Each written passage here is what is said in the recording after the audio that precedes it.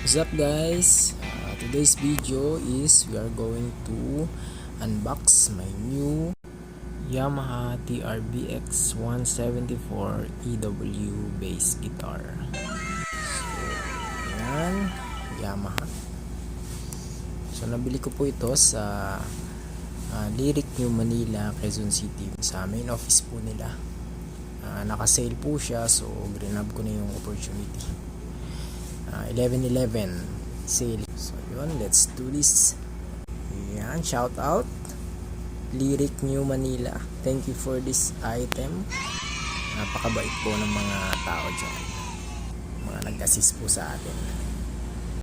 Lyric New Manila, bacana man. Wala ba tayong freebies dyan? This is the manual.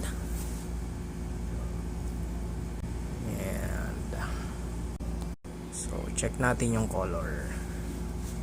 Color is ayan, mango wood or natural.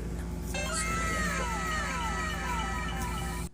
So, ang Yamaha TRBX 174 EW, according po sa specs niya is meron siyang P&J pickups, precision and jazz style pickups. So, yung ibang bass kasi is precision bass lang, then yung iba is jazz bass. So this one is unique.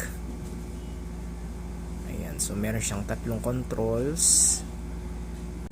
One is for the master volume and the other two is for the precision and jazz tone controls. Pero hindi pa po natin alam kung nasan po dyan yung master volume, then yung controls ng precision and jazz tone nya. Titest pa natin. So, ayan po.